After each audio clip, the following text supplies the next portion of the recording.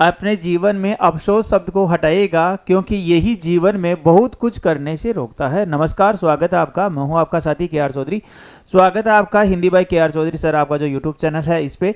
और हम जो बात करने वाले हैं आज, हमारा जो सेशन चलेगा, हम वर्णमाला से संबंधित जो महत्वपूर्ण प्रश्नोत्तरी है उनको लेकर हम बात करेंगे। जैसा कि पिछली क्लास है उसमें हमने वर्णमाला है उसको बहुत विस्तार से हमने पढ़ लिया था। अब वर्णमाला से कैसे कैसे प्रश्न बनते हैं, उनकी प्रकृति किस प्रकार से होती है, और प्रश्न उनको सोल्व करते समय आप किन चीज़ों का ध्यान रखा जाना चाहिए, उन तमाम बिंदुओं को लेकर हम बात करने वाले हैं। तो यहाँ पर देखिएगा, पहला जो प्रश्न है, हिंदी वर्णमाला से संबंधित कौन सा कथन गलत है। हिंदी वर्णमाला से संबंधित कौन सा कथन गलत है, ये हमारा प्रश्न है।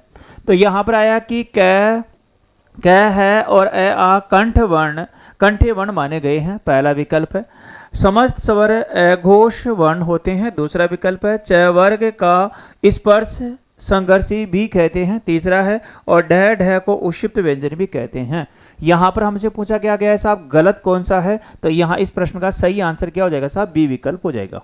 अब बी ही क्यों होगा, इसका कारण क्या है, यहाँ पर ध्यान दीजिएगा।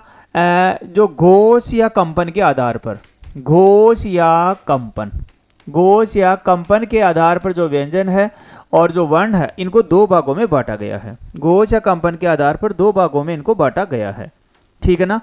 घोष या कंपन के आधार पर जो वर्ण है उनको दो भागों में बांटा गया है। दो कौन कौन से हैं, एक तो हो जाएगा अघोष व्यंजन,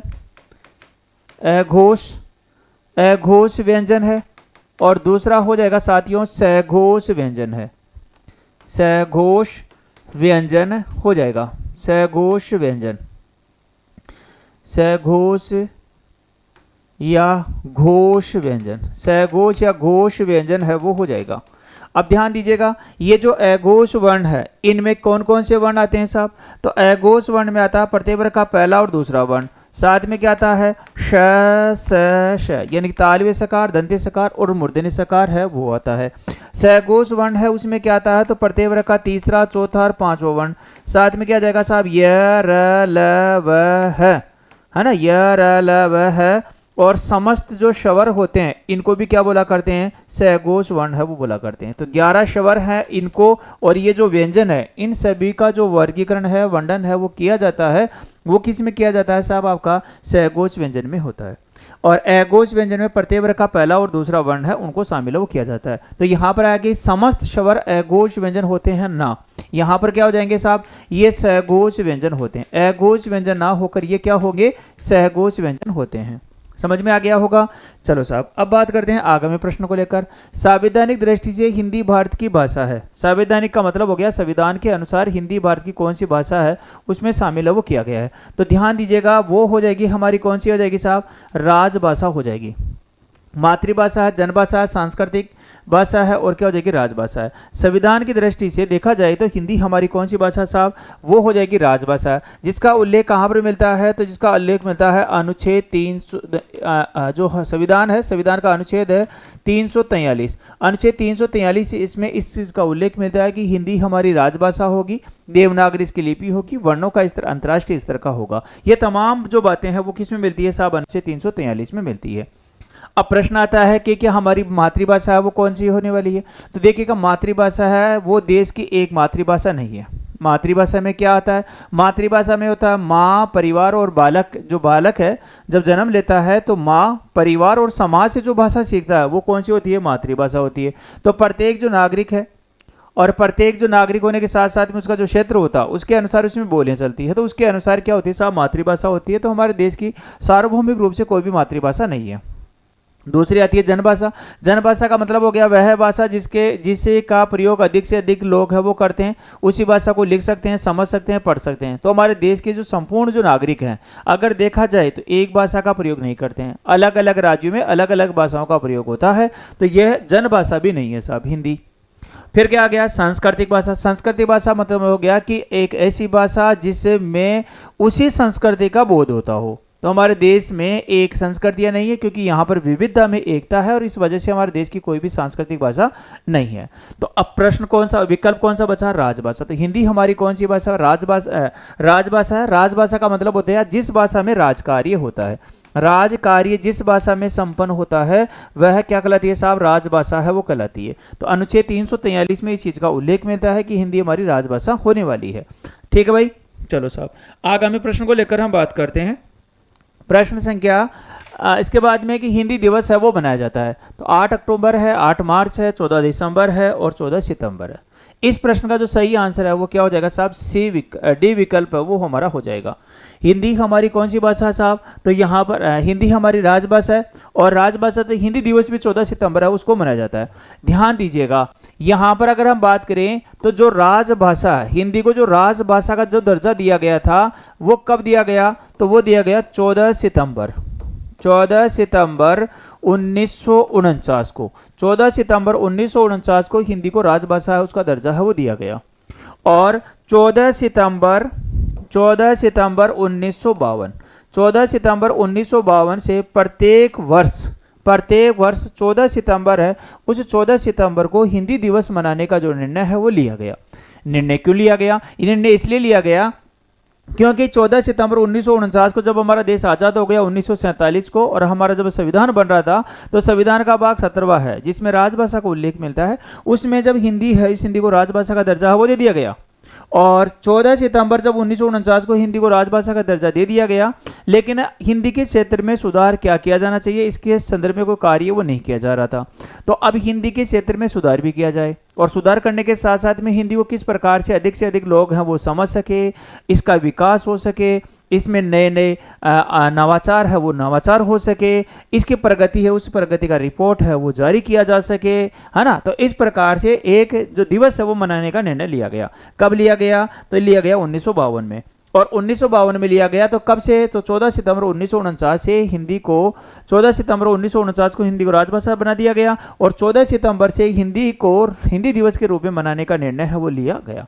तो प्रति वर्ष 14 सितंबर 1949 को राजभाषा बन गया और 1952 है उससे हिंदी को राजभाषा दिवस के रूप हिंदी दिवस के रूप में 14 सितंबर को मनाने का निर्णय वो लिया गया। आगे बात करते हैं साहब, हिंदी मानक हिंदी से क्या तात्पर्य। मानक हिंदी का मतलब हो गया वह भाषा जिसका जो स्वरूप है वो एक तरह से मानक हो, परिष्कृत हो, शुद्ध हो और जिसका प्रयोग है वो साहित्यिक भाषा में प्रयोग किया जाए, तो वह मानक भाषा होती है। तो अब किसको बोलते हैं, तो साहित्यिक पुस्तकों की भाषा को बोलते हैं क्या, पहली बात है। साधारण बोलचाल की भाषा को बोलते हैं क्या, दूसरा विकल्प है। शिष्ट और सुशिक्षित लोगों की भाषा है क्या, और यहाँ पर आ गया केवल पढ़ाई लिखाई के काम में ली जाने वाली भाषा है वो हो जाएगी। तो अब यहाँ पर सही आंसर क्या हो जाएगा साहब, शिष्ट और सुशिक्षित जो लोग हैं उनकी जो भाषा होती है उसको क्या बोला करते हैं, मानक भाषा, उसका दर्जा है वो दिया गया। तो मानक भाषा उसको बोला करते हैं भाई। आ गया समझ में। चलो साहब आगे में बात करते हैं कि इनमें हिंदी वर्णमाला संबंधी कौन सा कथन सही नहीं है। अब यानी कि आपको यह बताना होगा कि ऐसा कौन सा विकल्प है जिसमें हिंदी से संबंधित कौन सा कथन है वो सही नहीं है साहब। देखो, एक ही स्थान से उच्चारित होने वाले स्वर वर्ण कहलाते हैं, ये बात सत्य है। फिर आ गया कि एक उच्चारण में लगने वाले समय के आधार पर स्वर है उनको दो भागों में बांटा गया, ये बात भी सत्य है।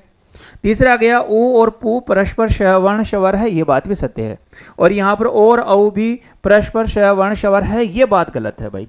क्यों गलत है, यहाँ पर देखो ये जो ओ है इसका जो निर्माण होता है वो कैसे होता है, ए या आ के बाद में क्या होगा, ऊ या ऊ होगा तो वहां क्या हो जाएगा, ओ हो जाता है। और ये जो औ आता है इसका जो निर्माण होता है साथियों वो कैसे होता है, तो ए या आ के बाद में क्या आना चाहिए, या तो आना चाहिए साहब ओ आना चाहिए, और या क्या आना चाहिए साहब, औ आना चाहिए। तो वहां पर क्या हो जाएगा, औ हो जाएगा। तो अब देखो यहाँ पर इनका निर्माण तो ऊ से हो रहा है, यहाँ पर किससे हो रहा है, और औ से हो रहा है। तो इसका मतलब ये क्या है भाई, परस्पर सवर्ण स्वर नहीं है। अब समझिएगा, शेष जो विकल्प है उनको लेकर हम बात करते हैं। देखो यहाँ पर आया कि ऊ और परस्पर सवर्ण स्वर है, ये बात सत्य है। कैसे सत्य है, क्योंकि इस जो ऊ है इसका जो निर्माण हो रहा है साथियों, यहाँ अगर हम बात करें तो ये जो ऊ और ऊ है इसका जो निर्माण होता है वो कैसे होता है, तो ऊ के बाद अगर ऊ आ जाए, है ना, यहाँ पर क्या आ सकता है कि ऊ के बाद अगर ओ या ओ आएगा तो वहां क्या हो जाएगा, दीर्घ ऊ हो जाएगा। यानी कि समान स्वर मिलकर बन रहा है, इसका मतलब ये क्या है, परस्पर सवर्ण स्वर है, यानी कि एक ही समान प्रकृति के स्वर हैं उनसे मिलकर बन रहा है। तो ये बात सत्य है। उच्चारण में लगने वाले समय के आधार पर स्वर है उनको दो भागों में बांटा गया, ये बात भी सत्य है भाई। कैसे हैं, यहाँ पर देखिए दो भाग है वो कैसे हैं, तो एक तो आता है साहब इनमें जो दो भाग है, दो उच्चारण में लगने वाले समय के आधार पर दो भागों में, स्वरों को दो भागों में भेद किए गए हैं। एक तो कौन सा है, तो एक तो ह्रस्व स्वर है और एक क्या हो जाएगा साहब, दीर्घ स्वर हो जाएगा। इसका मतलब है ये बात भी सत्य है भाई, है ना, ये बात भी सत्य है। एक ही स्थान से उच्चारित होने वाले जो स्वर हैं उनको क्या बोला करते हैं, श्रवण स्वर बोलते हैं। देखो ऊ और ऊ है, इनका सामान्य उच्चारण होगा, एक ही स्थान से होगा, इसका मतलब क्या हो गया, श्रवण स्वर हो जाएंगे। तो यहाँ पर सही आंसर है वो क्या हो जाएगा, हमारा डी विकल्प इस प्रश्न का सही आंसर हो जाता है। आगामी प्रश्न उसको लेकर हम बात करते हैं कि हिंदी वर्णमाला में मुख्य मूल स्वर कितने होते हैं। तो 4 है, 5 है, 6 है और 7 है। तो सही आंसर क्या हो जाएगा साहब, आपका 4 हो जाएगा। 4 कौन कौन से हैं, जो मूल स्वर 4 है वो कौन कौन से हैं, तो ए है, ई है ना, ए है, ई है, ऊ है और क्या हो जाएगा साहब, री है। तो ये 4 क्या हो जाएंगे, आपके मूल स्वर हो जाएंगे। मूल स्वर है उनकी संख्या कितनी हो जाएगी साहब, वो हो जाएगी आपके 4 है। और 4 कौन कौन से हो जाएंगे, तो ये हमारे 4 जो स्वर हैं उनको क्या बोला करते हैं, मूल स्वर बोला करते हैं। आगामी हिंदी वर्णमाला में स्वर कितने हैं साहब, तो 10 है, 11 है, 12 है और 13 है। तो सही आंसर क्या हो जाएगा साहब, 11 हो जाएगा। मूल जो स्वर है उनकी संख्या है वो कितनी हो जाएगी साहब, 11 है हो जाएगी। कौन कौन से हैं, ए, आ, ई, ऊ, री, ए, आई, ओ और औ। ये क्या हो जाएंगे साहब, ये 11 स्वर हो जाएंगे। तो इन 11 स्वर हैं और जो स्वर होंगे वो कितने हो जाएंगे साहब, 11 हो जाएंगे। तो ये कौन से हो जाएंगे, ये 11 स्वर हो जाते हैं। इसके बाद देखिएगा इनमें से संघर्षी वर्ण कौन से हैं। संघर्षी वर्ण है, इन संघर्षी वर्णों का दूसरा नाम क्या है साहब, ऊष्म व्यंजन। इनको हम क्या बोल सकते हैं, तो ऊष्म व्यंजन है वो भी बोल सकते हैं। संघर्षी व्यंजन का दूसरा नाम क्या है, ऊष्म व्यंजन भी है। तो देखो कै, गै है, तै, थ है, पै, फ है। तो यहाँ पर सही आंसर क्या हो जाएगा, ये हो जाएगा। ठीक है ना। ये जो वर्ण आ रहे हैं इनको क्या बोला करते हैं, तो इनको तो बोला करते हैं स्पर्श व्यंजन। ये तो किस में शामिल होंगे साहब, स्पर्श व्यंजन है उनमें शामिल होते हैं। और श और स है ये किस में आ जाएंगे, संघर्षी व्यंजन में आते हैं। संघर्षी व्यंजन को दूसरा नाम क्या बोला करते हैं, ऊष्म व्यंजन है वो बोला करते हैं। समझ में आ गया साथियों। आगे देखिएगा इनमें से कौन सा कथन सही नहीं है। तो यहां पर देखो डै उक्षिप्त ध्वनि है, बात सत्य है। मैं स्पर्श व्यंजन है, ये बात भी सत्य है। स संघर्षी वर्ण है, ये बात सत्य है। और है अल्प प्राण व्यंजन है, ये बात गलत है। यहां पर पूछा क्या गया है कि कौन सा कथन सत्य नहीं है। तो यहां पर चौथा विकल्प है वो हमारा सही आंसर हो जाएगा। अब समझिएगा यहां पर देखिएगा, यहां पर अगर हम बात करें तो प्राण वायु के आधार पर, प्राण वायु के आधार पर, तो प्राण वायु के आधार पर जो व्यंजन है, प्राण वायु के आधार पर जो व्यंजन है उनको दो भागों में बांटा गया है भाई। दो कौन कौन से हैं, तो देखो एक तो आता है अल्प प्राण, एक तो कौन से हो जाएंगे साहब, अल्प प्राण है वो हो जाएंगे। और एक जो हो जाएंगे साहब वो हो जाएंगे महाप्राण। अल्प प्राण और कौन सा हो जाएगा साहब, महाप्राण हो जाएगा। अल्प प्राण में कौन सी ध्वनि आती है, तो प्रत्यय वर्ग का पहला, तीसरा और पांचवा वर्ण। साथ में क्या आता है, य, र, ल, है ना, और क्या जाएगा वह। महाप्राण में क्या आता है, तो प्रत्यय वर्ग का दूसरा और चौथा वर्ण। साथ में क्या जाएगा, श, स, श और है। ये किस में आ जाएंगे, तो ये महाप्राण ध्वनियां है उसमें आ जाएगा। अब ध्यान दीजिएगा ये 1 3 5 इसका फंडा क्या है भाई, 1 3 5 का मतलब हो गया कै, है ना, ग और ये पांचवा वर्ण हो गया, तो कै ग ये हो गया। इसी प्रकार से च है ना, ज है और क्या हो जाएगा साहब ये है। तो यहाँ पर पहला, तीसरा, पांचवा वर्ण। इसी प्रकार से 2 और 4 का मतलब क्या है, तो कै वर्ग का दूसरा वर्ण ये हो गया, चौथा वर्ण ये हो गया साहब। इसी प्रकार से च वर्ग का दूसरा वर्ण तो कौन सा हो गया, ये हो गया 6 और चौथा वर्ण कौन सा हो गया, जय हो गया। इसी प्रकार से ट वर्ग है, त वर्ग है, त वर्ग है, प वर्ग है। इन सभी के वर्ण है, पहला और दूसरा वर्ण है वो क्या होता है 1 3 5, वो किस में आ जाएंगे, अल्पप्राण में। यानी कि इनका मतलब ये होता है कि जब इनका हम उच्चारण करेंगे तो प्राण वायु का उच्चारण, इनका उच्चारण करने में जिसमें कम से कम प्राण वायु की आवश्यकता होती है वो किस में आ जाएगा साहब, इसमें है वो आ जाता है। आ गया होगा समझ में। तो अब यहाँ पर प्रश्न आया कि है अल्प प्राण ध्वनि है। देखो यहाँ पर तो अल्प प्राण नहीं है साहब, है तो किस में आ जाएगा, महाप्राण ध्वनि है उसमें शामिल है वो किया जाता है। तो यहाँ पर प्रश्न क्या आता है कि इनमें कौन सा कथन सही नहीं है, तो यहाँ पर चौथा विकल्प वो सही नहीं है साहब, और बाकी शेष विकल्प वो सही है। ड है उष्प ध्वनियों में आता है, देखो उष्प ध्वनि आती है उसमें क्या आता है, एक तो ड आता है और एक क्या आता है साहब, ड आता है। स्पर्श व्यंजन, स्पर्श व्यंजन है, इस स्पर्श व्यंजन में क्या आता है साहब, तो स्पर्श व्यंजन है इसमें जो शामिल किए जाते हैं वर्ण वो कैसे मैं तक के जो वर्ण है उनको शामिल है वो किया जाता है। स संघर्षी व्यंजन है, बिल्कुल संघर्षी व्यंजन है ना, इसमें क्या आता है तो श स श है ना और है, ये सभी क्या होंगे तो ये सभी संघर्षी व्यंजन होते हैं साहब। इन्हीं को हम क्या बोला करते हैं, ऊष्म व्यंजन है वो बोला करते हैं। तो सही आंसर क्या हो जाएगा साहब, आपका डी विकल्प हो जाएगा। आगामी प्रश्न को लेकर हम बात करें तो यहाँ पर ध्यान दीजिएगा, आगामी है कि अनुनासिक का संबंध होता है, मुख से होता है, नाक और मुख से होता है, इनमें से कोई नहीं और केवल नाक से होता है। तो ध्यान दीजिएगा, इसका सही आंसर क्या हो जाएगा, नाक और मुंह दोनों से होता है। एक तो देखो आता है अनुस्वार, है ना, एक तो क्या आता है साहब अनुस्वार आता है।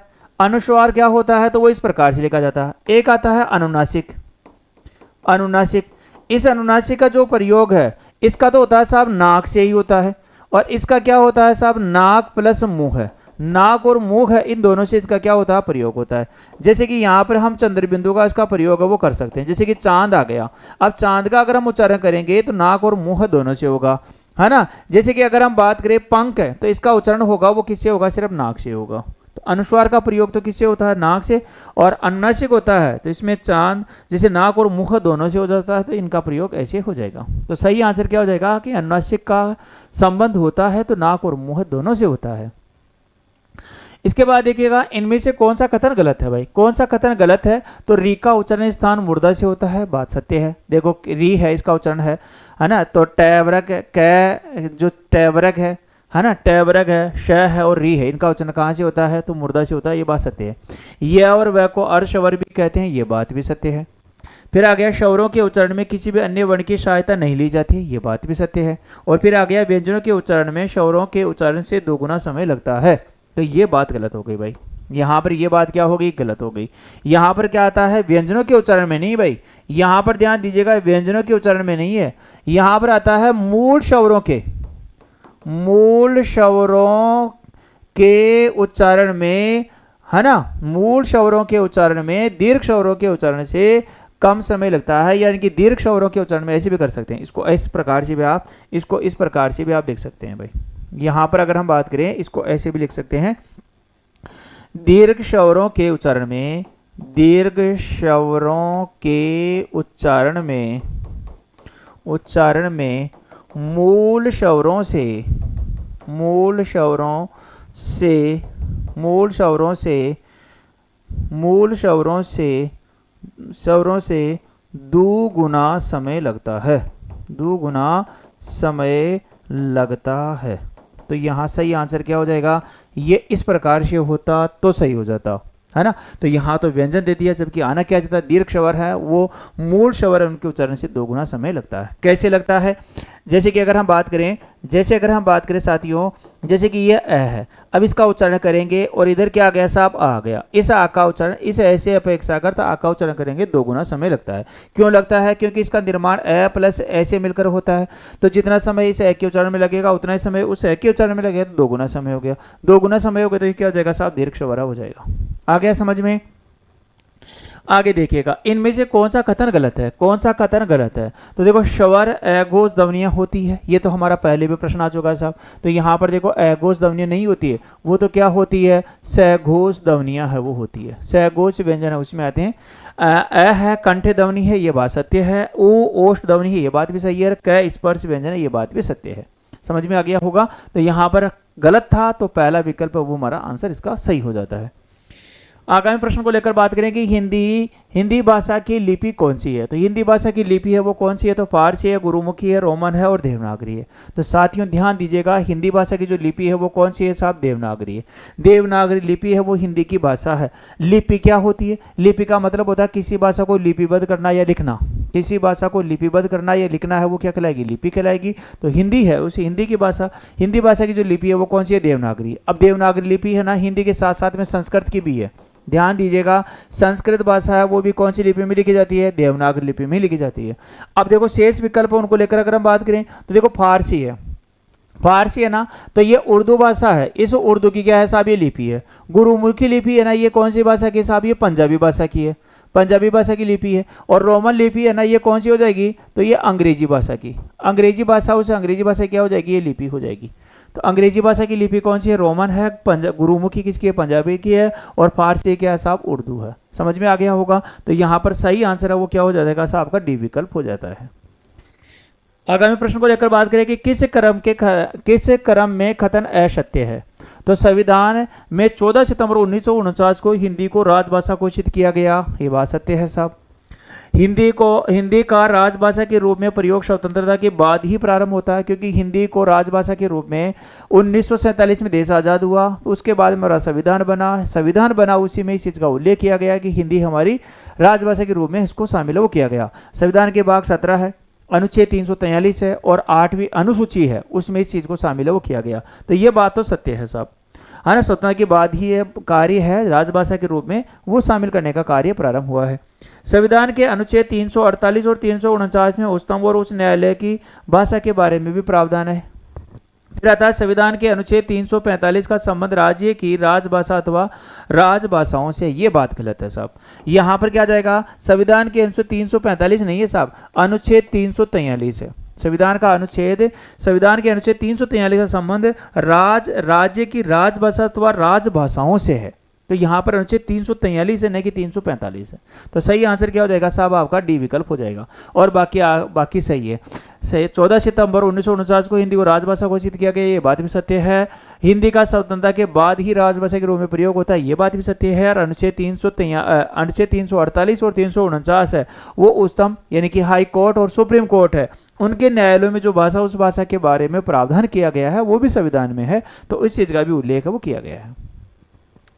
आगामी प्रश्न को लेकर हम बात करें कि हिंदी की उत्पत्ति किस अपभ्रंश से हुई है? हिंदी की उत्पत्ति है वो किससे हुई है? तो मागधी है, शोरसेनी है, अर्धमागधी है और नागर है। तो ध्यान दीजिएगा, हिंदी की जो उत्पत्ति है वो कौन सी भाषा से हुई साहब? शोरसेनी से हुई है। अब देखो ये उत्पत्ति का जो विकास का क्रम वो किस प्रकार से रहा? सबसे पहले आती है साहब वैदिक संस्कृत। पहले वैदिक संस्कृत है वो आती है। वैदिक संस्कृत का जो समय होता है वो होता है साहब आपका 1500 ईसा पूर्व से लेकर 1500 ईसा पूर्व से लेकर 800 ईसा पूर्व 800 ईसा पूर्व का जो समय है वो कौन सा हो जाएगा? तो वो हो जाएगा वैदिक संस्कृत का। इस वैदिक संस्कृत में चारों वेद है वो लिखे गए। वैदिक संस्कृत को सरल किया गया तो फिर आया साहब लौकिक संस्कृत। फिर क्या आती है? लौकिक संस्कृत है वो आती है साहब।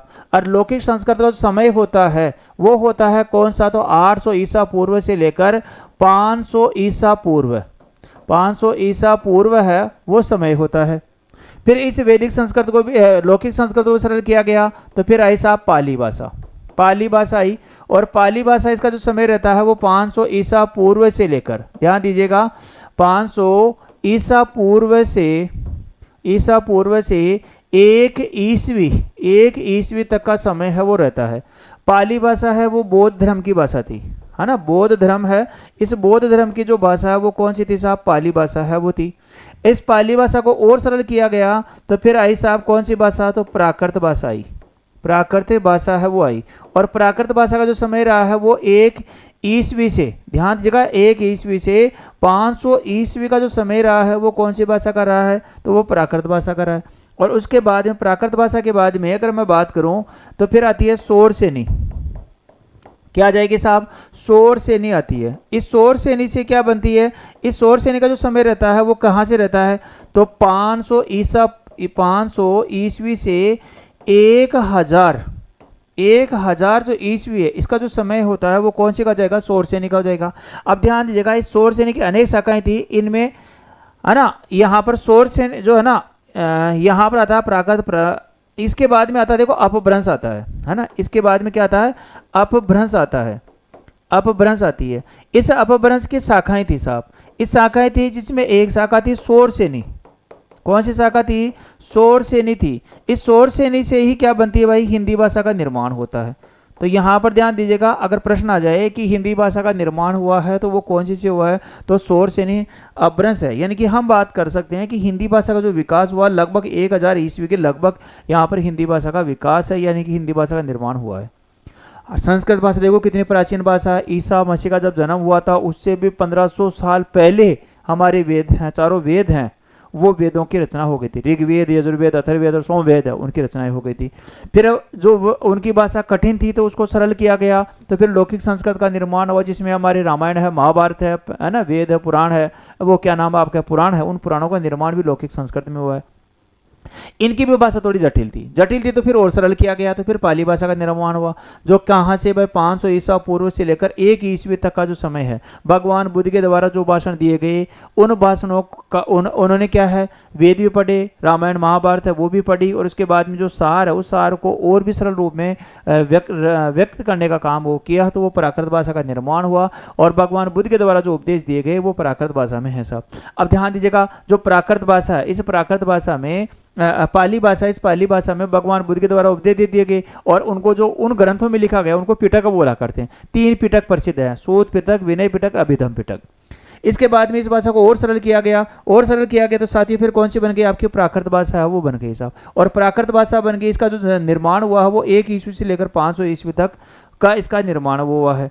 अब प्राकृत भाषा है, ये जैन धर्म की भाषा थी। ये कौन से धर्म की भाषा थी साहब, ये जैन धर्म है ना, जैन धर्म, तो जैन धर्म के जितने भी तीर्थंकर करते उनके द्वारा इस भाषा का निर्माण हुआ किया गया, तो यहाँ पर प्राकृत भाषा का निर्माण हुआ। और फिर क्या आती है अपभ्रंश भाषा। यहाँ तक आते आते अपभ्रंश का मतलब होता है भाषा का बिगड़ा हुआ रूप, यानी कि ऐसा माना जाता है कि यहाँ तक आते जो वैदिक संस्कृत से भाषा शुरू हुई थी वो यहाँ तक आते आते भाषा अपना जो रूप है उस मूल स्वरूप को ही बिगड़ गया था, और बिगड़ गया था तो फिर क्या हुआ साहब, आपका अपभ्रंश हुआ। इसी की एक शाखा है, उस शाखा कौन सी शाखा थी, शौर श्रेणी, और शौर श्रेणी से क्या बना, हिंदी भाषा की उत्पत्ति हुई है।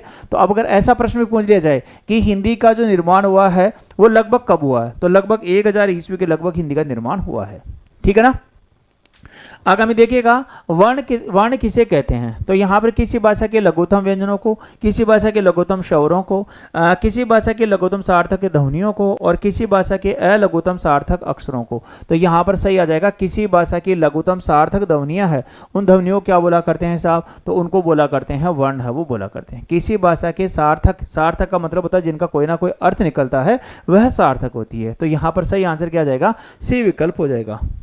निम्नलिखित में से संयुक्त व्यंजन होते हैं, तो संयुक्त व्यंजन कौन से हैं, तो यर लव है, श स है, श त्र ग स्र है, च छ ज झ है। तो ध्यान दीजिएगा, संयुक्त का मतलब होता है जोड़कर, 2 वर्णों को जोड़कर एक वर्ण बनाया जाए, वो क्या कहलाते हैं, संयुक्त वर्ण कहलाते हैं। और संयुक्त वर्ण कौन से हो गए साहब, ये हो गए। अब ध्यान दीजिएगा, ये श, इसका निर्माण कैसे होता है, तो क और स से मिलकर होता है। ये त्र आता है, इसका निर्माण कैसे होता है साहब, त और र से मिलकर त्र बनता है। ये जो घ आता है, इसका निर्माण कैसे होता है साहब, तो ज और ये से मिलकर क्या बन जाएगा, घ। और ये जो स्र आता है, इसका निर्माण कैसे होता है, तो इसका निर्माण होता है स और र से मिलकर स्र है वो बनता है।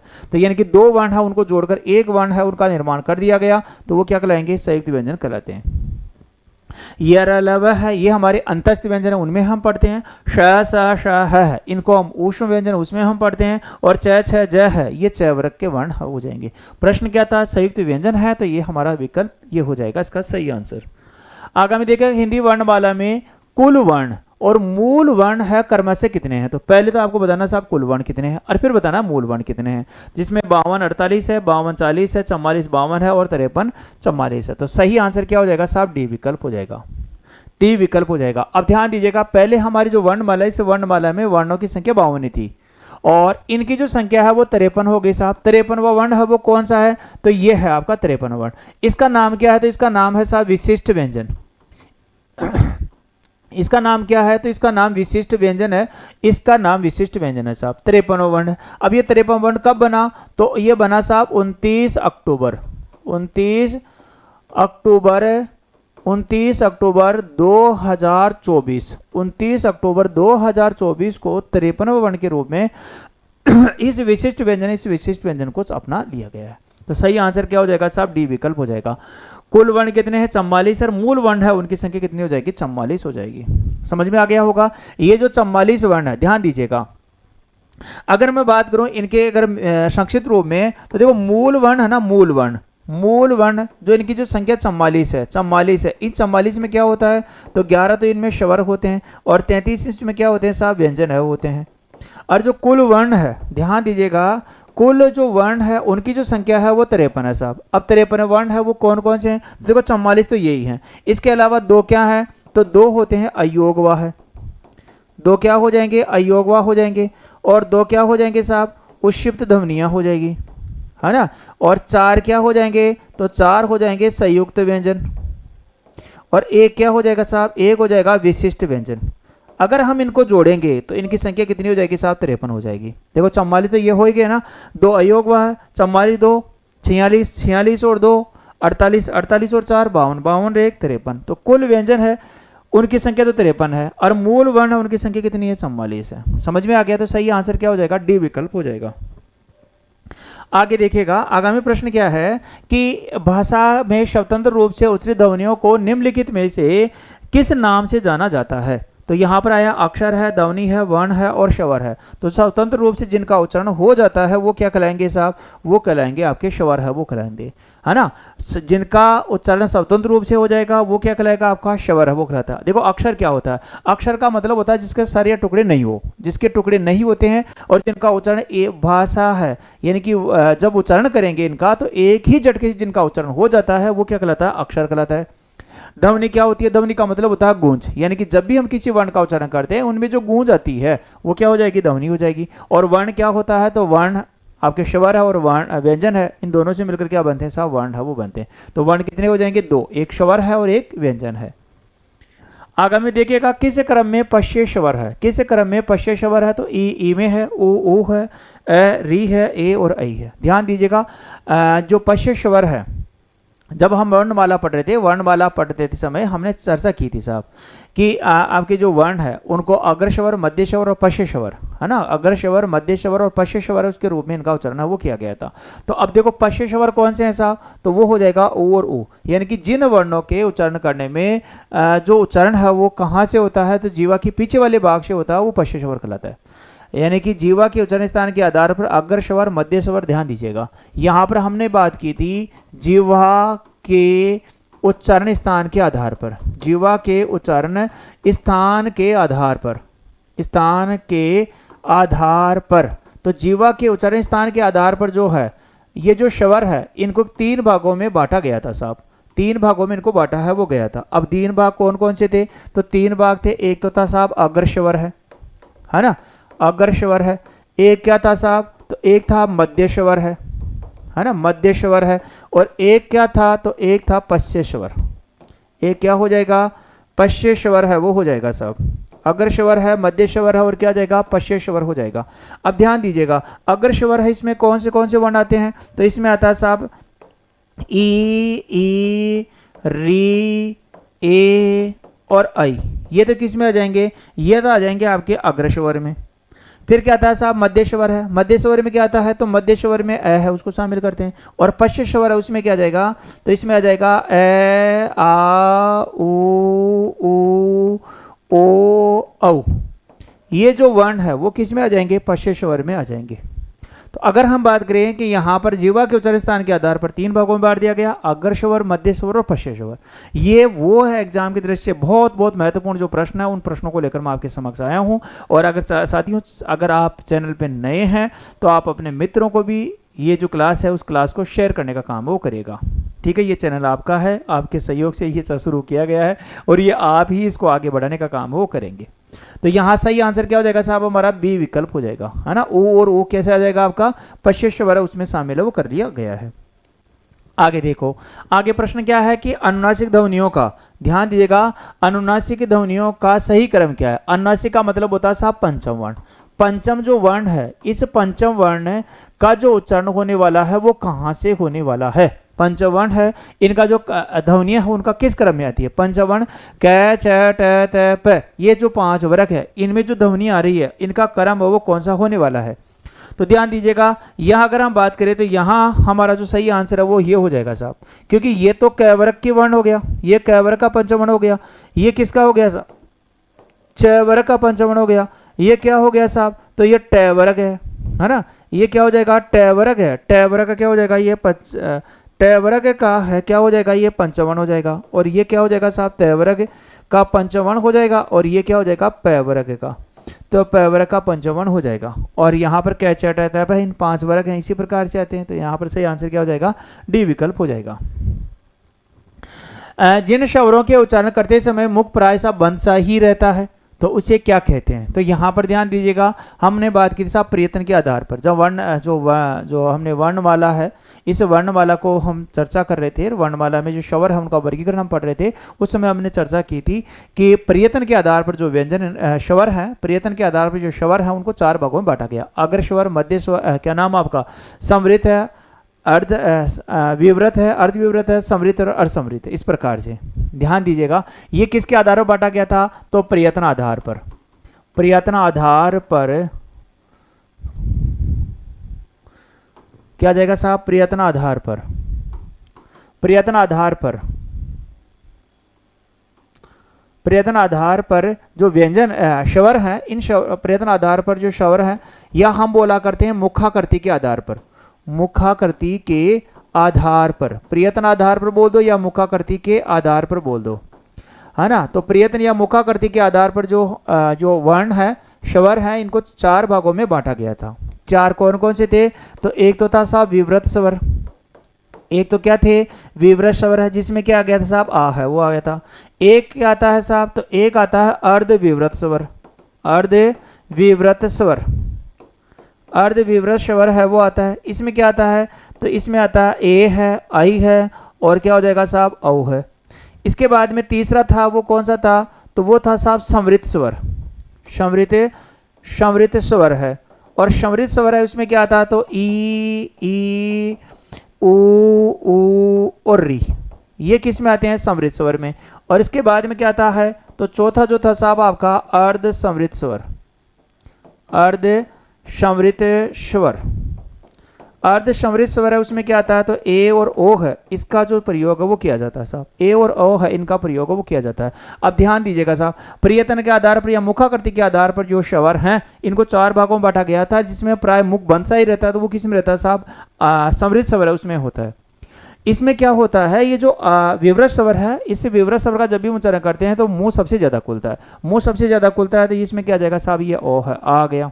देखो हम उच्चारण करते हैं ए आ ई ऊ री ए आई ओ औ, तो सबसे ज्यादा मुंह है वो किस में खुलता है, आ, जो स्वर है इसका उच्चारण करते हैं। अर्ध का मतलब आधा हो गया, और विवृत का मतलब होता है मुंह खुलना, यानी कि मुंह खुलता तो है लेकिन उसकी अपेक्षा करते क्या खुलेगा साहब, आधा ही खुलता है, तो यहाँ पर क्या जाएगा, अर्धविवृत आ गया। फिर समृत का मतलब क्या होता है, बंसाई, यानी कि मुंह जिसमें बंसाई रहता है वो क्या हो जाएगा, समृत स्वर हो जाएगा। और अर्ध का मतलब आधा हो गया, समृत का मतलब बंद होना है, तो मुंह है वो आधा ही बंद रहता है ना, तो वो किस में रह जाएगा, अर्ध समृत स्वर है उसमें रह जाएगा। तो प्रश्न आया कि मुख प्राय बंसा ही रहता है, तो वो किस में आ जाएगा, समृत स्वर। तो यहाँ सही आंसर है वो क्या हो जाएगा आपका, समृत स्वर है वो हो जाएगा। इतना आपको समझ में आ गया होगा। आगामी देखिएगा, वर्ण के कितने प्रकार हैं साहब, सीधा सा प्रश्न है। तो वर्ण के 2 प्रकार हैं साहब, 2 कौन कौन से हैं, तो एक तो हो जाएगा स्वर है, और एक क्या हो जाएगा साहब, व्यंजन है।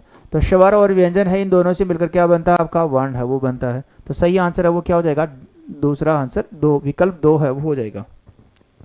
खड़ी बोली हिंदी का जो स्वरूप है ना, खड़ी बोली हिंदी के किस स्वरूप से निकली है, तो राजस्थानी है, पूर्वी हिंदी है, पश्चिमी हिंदी और पहाड़ी है। तो ध्यान दीजिएगा, पश्चिमी हिंदी है, इसी से क्या निकली है साहब, खड़ी बोली है वो निकली है।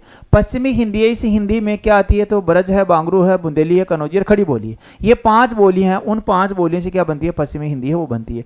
पूर्वी हिंदी किससे बनती है, तो अवधी है, बघेली और छत्तीसगढ़ी है, उससे मिलकर बनता है। और पहाड़ी है, कुमायूं है ना, बिहारी, इस प्रकार से भाषाएं उनसे मिलकर बनती है। तो यहाँ सही आंसर क्या हो जाएगा, बी विकल्प, सी विकल्प हो जाएगा। उत्तर प्रदेश सरकार ने 1947 में गठित देवनागरी लिपि सुधार समिति का अध्यक्ष कौन थे, तो आचार्य नरेंद्र देव है, काका कालेकर है, महादेव गोविंद रानाडे है और विनोदा भावे है। तो यहाँ सही आंसर क्या हो जाएगा, आचार्य नरेंद्र देव। आचार्य नरेंद्र देव है जो देवनागरी लिपि सुधार समिति है उत्तर प्रदेश सरकार के द्वारा, जो कब बनाई गई थी, 1947 में। इसकी जो अध्यक्षता है वो किसने की थी, तो आचार्य नरेंद्र देव ने की थी। तो यहाँ सही आंसर क्या हो जाएगा, ए विकल्प हो जाएगा। इसके बाद देखो, भारतीय संविधान की 8वीं अनुसूची में अब तक कितनी भाषाएं शामिल की जा चुकी है, तो ध्यान दीजिएगा, अभी तक जो 22 भाषाएं हैं उन 22 भाषाओं को शामिल है वो कर लिया गया था। यहां पर ध्यान दीजिएगा, मूल संविधान में, ध्यान दीजिएगा, मूल संविधान है, इस मूल संविधान में जो भाषाएं थी, संविधान में 14 भाषाएं थी साहब, 14 भाषाएं हैं, उन 14 भाषाओं को शामिल है वो किया गया है। और यहाँ पर अभी वर्तमान में कितनी है, तो अभी वर्तमान में 22 भाषाएं हैं। जैसे जैसे आवश्यकता होती गई और उन भाषाओं को जो 8वीं अनुसूची है, ध्यान दीजिएगा कौन सी सूची में, 8वीं अनुसूची में उनको शामिल करते गए और अभी वर्तमान में कितनी है, 22 भाषाएं हो जाएगी। इसके बाद देखो राजस्थानी भाषा दिवस है, राजस्थानी भाषा दिवस है वो मनाया जाता है तो 30 मार्च है, 21 जनवरी है, 21 फरवरी है और 21 मार्च है। तो यहाँ पर ध्यान दीजिएगा 21 जो फरवरी है, 21 फरवरी को राजस्थानी भाषा दिवस है और राजस्थानी भाषा दिवस है वो मनाया जाता है, वो मनाना प्रारंभ वो किया गया। तो यहाँ पर सही आंसर क्या हो जाएगा, सी विकल्प इसका सही आंसर हो जाएगा। इसके बाद देखो राजस्थानी भाषा के संबंध में असंगत कथन है, तो ख ध्वनि के लिए प्राचीन राजस्थानी साहित्य में प्राय ब लिपि चिन्ह का प्रयोग हुआ है, पहला विकल्प। डॉक्टर भोलानाथ तिवारी राजस्थानी का संबंध शोर सेनी के एक स्वरूप नागर अपभ्रंश से मानते हैं, दूसरा विकल्प। राजस्थानी को मरु भाषा, मरुवाणी आदि भी कहा गया है और यहाँ पर आ जाएगा राजस्थानी भाषा भाषी क्षेत्र वर्तमान राजस्थान के भौगोलिक सीमा तक ही सीमित है। ये बात गलत है साहब, क्योंकि कोई भी भाषा बनती है तो है ना, तो राजस्थान के भाषा तक ही सीमित नहीं है साहब। कोई भी भाषा बनती है उस भाषा का प्रयोग है वो आसपास के जो भी इससे जुड़ने वाले जो राज्य हैं उन भाषाओं के, उनके भाषा भाषी जो क्षेत्र के लोग हैं उन पे भी उसका प्रभाव पड़ता है। कैसे, जैसे कि हम गुजरात हैं, अब गुजरात तो गुजराती में बोली जाती है ना गुजराती, लेकिन गुजरात का जो प्रभाव है, गुजराती का जो प्रभाव हमारे जो सीमावर्ती राज्य हैं, सीमावर्ती जो जिले हैं, कौन से हैं, बाड़मेर है, जालौर है, जैसलमेर वगैरह है, वहाँ पर भी इसका प्रभाव पड़ता है। ऐसे जैसे कि आ गया साहब आपका उत्तर प्रदेश है, अब उत्तर प्रदेश में जो बोली है वो उत्तर प्रदेश की जो बोली है वो हमारे कौन सा धौलपुर है और उदयपुर है, धौलपुर है और भरतपुर है, उस पर भी उनका प्रभाव पड़ता है। जैसे कि पंजाब है, अब पंजाबी का जो प्रभाव है पंजाब में बोली जाती है, लेकिन पंजाबी का जो प्रभाव हमारे गंगानगर में मानकर जो इनके सीमावर्ती राज्य जिले हैं उनमें भी उसका प्रभाव है।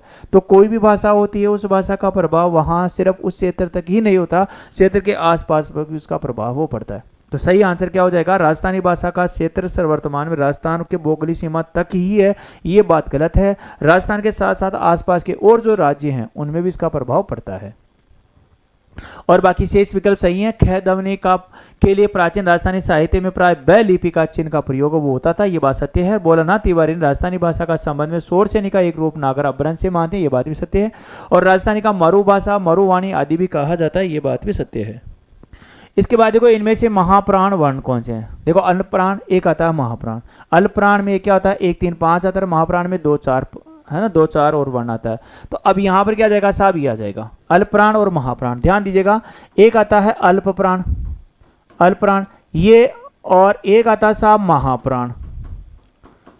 महाप्राण ये किसके आधार पर है, तो प्राणवायु के आधार पर, प्राणवायु के आधार पर। और प्राणवायु के आधार पर इनको 2 भागों में बांटा गया है, प्राणवायु के आधार पर इनको 2 भागों में बांटा गया है साहब, एक अल्पप्राण है एक महाप्राण है। अल्पप्राण में 1 3 और 5 वर्ण है, 1 3 और 5 जो वर्ण है उनको शामिल किया जाता है। और महाप्राण में क्या आता है साहब, 2 और 4 आता है। अब 1 3 5 है, साथ में क्या जाएगा य र ल और व आता है। और महाप्राण में क्या आता है साहब, तो श स श और है, इनको शामिल है वो किया जाता है। तो अब यहाँ पर क्या आया कि महाप्राण ध्वनि कौन सी है, तो यह आ जाएगा श श स है, ये महाप्राण ध्वनि में शामिल कर लिया जाता है। इसके बाद देखिएगा आगामी प्रश्न और अंतिम प्रश्न है, निम्नलिखित में से अशुद्ध शब्दों का खंड है, यानी कि 2 वर्ण है उनको मिलकर बन रहा है, तो ऐसा कौन सा वर्ण है जिनका प्रयोग 2 वर्णों से तो हुआ है लेकिन सही रूप में नहीं मिला है। तो क और श से मिलकर श बनता है साहब, ऐसे ग और ये से झ बनता है क्या, श और ऐसे श्र बनता है, त और ऐसे मिलकर त्र बनता है। तो सही आंसर क्या हो जाएगा साहब, ये हो जाएगा, क्योंकि इसका जो निर्माण है, ये जो ग वर्ण है इसका निर्माण होता है साहब ज और ये से मिलकर, ज और ये है उससे मिलकर क्या बनता है आपका, ये ग है वो बनता है। तो सही आंसर है वो क्या हो जाएगा साहब, इस प्रकार से हो जाएगा। तो साथियों आज हमने जो वर्णमाला है, इस वर्णमाला को हमने पहले व्यवस्थित रूप से पढ़ा और वर्णमाला को पढ़ने के बाद में इससे जो बनने वाले जो महत्वपूर्ण प्रश्न है उनको लेकर मैं आपके समक्ष आया हूं और यहाँ तक आपको बहुत अच्छी तरह से बेहतरीन तरीके से समझ में आ गया होगा। आगामी हमारी जो क्लास होगी वो लगातार हम प्रयास करेंगे कि लगातार रहे और प्रत्येक टॉपिक पढ़ने के बाद में उससे कैसे कैसे प्रश्न बनते हैं उनको लेकर भी मैं आपके समक्ष आता रहूँगा। ठीक है, तो फिर मिलते हैं आगामी क्लास में। और जितने भी मेरे साथी हैं क्लास को जो लास्ट तक देखा है तो उनसे गुजारिश है कि क्लास को लाइक शेयर और चैनल अगर आप नए हैं तो सब्सक्राइब करने का काम है वो करिएगा। ठीक है साथियों, बहुत बहुत धन्यवाद, नमस्कार, जय हिंद, जय भारत।